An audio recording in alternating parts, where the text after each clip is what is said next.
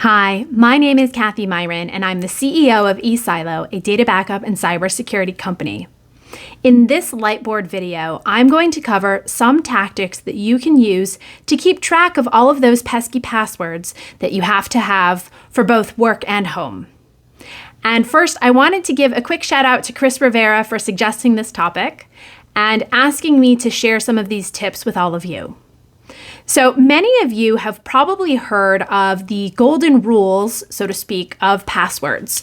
And so we're all taught that passwords need to be long, complex, and most importantly, unique. And the reason for this is that with so many different websites out there, it's really tempting to have a short, easy to type password that you reuse across multiple sites because it's fast and it's easy. But the problem is that if any one of those websites experiences a breach, then that username and password combination goes out onto the dark web. And if you've reused that password on multiple sites, anybody can go buy those credentials off of the dark web and try them on other websites like your email provider or your bank or other shopping websites or places where you may have had stored payment information or even health information if you used it at a doctor's office, for example. And that's one of the biggest challenges with passwords today, is that when you use a password by itself, if it's ever lost, stolen, or compromised, even if it was through no fault of your own, all of your other accounts can easily be vulnerable to attack and somebody logging in and impersonating you. So what really is the solution? Well, instead of just following the golden rule, we now also have something called multi-factor authentication, or MFA. You may also sometimes hear it referred to as two-factor authentication, or 2FA.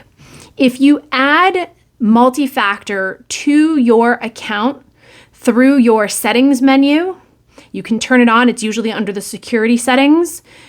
Then anyone who has your stolen password still can't access your account because you have established a second factor that's required for login. And that's usually going to be a 6-digit code or a combination of letters and numbers that is traditionally sent to your phone either through SMS or which is text message, or the more secure method, which is through an authenticator app like Google Authenticator or Microsoft Authenticator. But when you use these two things in combination, something you know, which is your password, and it's strong and unique and complex, as well as a second factor for multi-factor authentication, which is usually a code or something you have, it reduces the chances that your account can be broken into by 99.99%. Now, what do you do with all of your passwords once you've set these long, complex, unique passwords, right? Everybody has different methods for how they do this. Most commonly, we find that people will often have a standard password, and then at the end of it, they'll append a number or maybe a couple of different characters that correspond with the specific website. So if my password was Jane Doe 12345, because that was really easy, then the next time that I have to increment that password because of a forced password change, I might do 123456 or 12345 with an exclamation point at the end. Not very secure, although it does satisfy the website's requirement for a unique password, one that you haven't used before. So what I would recommend instead, which is a much safer practice, is to do two things. One is to get yourself a password manager. A password manager, you can think of it like a vault or a safety deposit box for your passwords. You have to remember the very, very strong password to get into the vault, and you should put MFA on that password manager itself. But once you're in the vault, the password vault, then you can look up your Rolodex of passwords for every single site.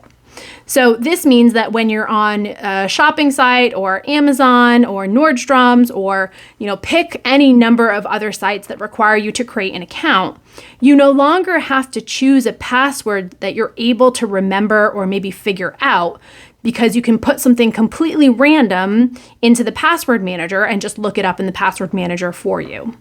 And really good password managers will be able to still autofill those passwords into websites, making it a lot easier for, say, mobile browsing, where typing a 16-character password that includes a combination of capital letters, numbers, and symbols can be really tedious and error-prone. So that's the first thing. Get yourself a good password manager. And some of these are often free or very, very low cost. And when I say low cost, I'm talking, $3, $4 a month for an account. Then that's the first thing. The second thing that I want to share with you is how to choose the password manager's password, right? So they often call this your master password.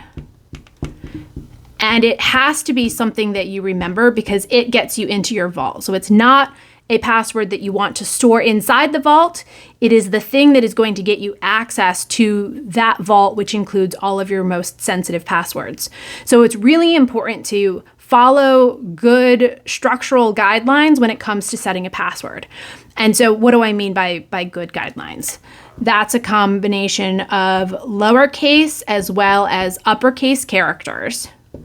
It's use of numbers and also symbols, and some of the more obscure ones, not just the exclamation point or the question mark, but things like the little hat, which I never know what to call, and slashes and things like that.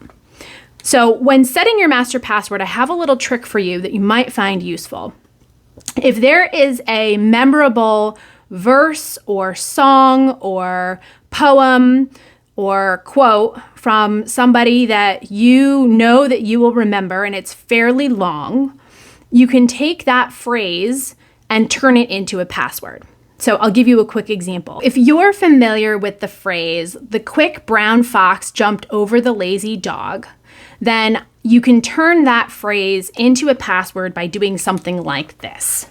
Let's just say we start with "the quick brown fox jumped over the lazy," can't spell, "dog."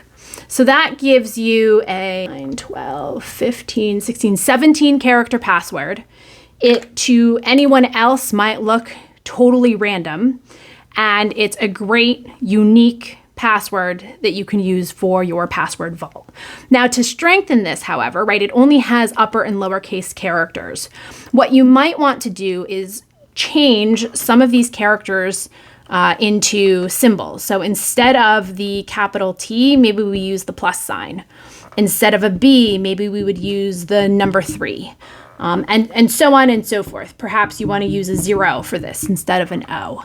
But you can think of the right substitutions, or you can also add characters at the end of the password to give you something truly unique and that leverages one of each of these character types below.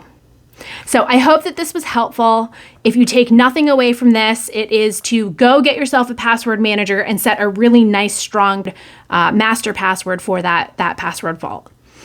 Please give us a like below if you found this video helpful, and share it with a friend who could benefit from security-related technology tips. I hope to see you on the other side. Thanks.